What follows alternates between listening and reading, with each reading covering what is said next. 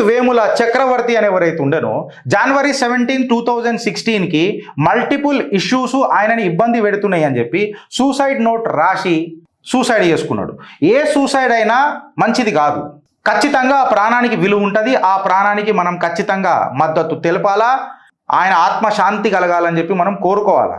అయితే ఇక్కడ ట్విస్ట్ ఏందనంటే ఆయన రోహిత్ వేముల ఏదైతే సూసైడ్ నోట్ రాసిండో ఆ సూసైడ్ నోట్ని పరిగణనలోకి తీసుకోకుండా అడ్డగోలుగా అడ్డమైన మాటలు రాజకీయ లబ్ధి కోసం మాట్లాడుతున్నారు చూడు. రోహిత్ వేముల యాక్ట్ ఎందుకు చెత్తబుట్టలో పడుతుందో ఇప్పుడు చిత్రగుప్త చెప్తున్నది ఫ్రెండ్స్. ఈనుండ్రి ఆ పిల్లాన్ని వాడుకున్నారు పాపం. ఆఖరికి ఆయన మరణాన్ని కూడా రాజకీయం చేశారు. దరిద్రం ఏందనంటే రోహిత్ వేముల కుటుంబీకులే దీన్ని చేసే ప్రయత్నం చేస్తున్నారు. ఎస్, నేను గంభీరమైన ఆరోపణ చేస్తున్నా. ఇలా ఖచ్చితంగా గంభీరమైన ఆరోపణ చేస్తున్నా. రోహిత్ వేముల కుటుంబ సభ్యులే చేస్తున్నారు ఇదంతా. ఆధారాలు పెట్టి మాట్లాడుతూ ఇలా కట్ చేసి సీన్ లోపలికి పోతే కన్క్లూజన్ రిపోర్ట్ గచ్చిబౌలిలా సైబరాబాద్ పోలీస్ కమిషనరేట్లా ఫైల్ అయింది friends.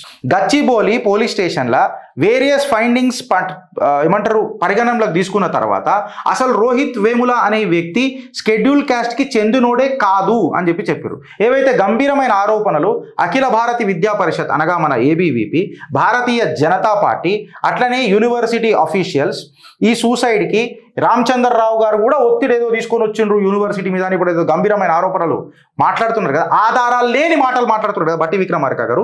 I am challenging the deputy CM. ఆధారాలు పెట్టి మాట్లాడు. నేను ఆధారాలు పెట్టి మాట్లాడుతున్నా బట్టి విక్రమార్క గారు.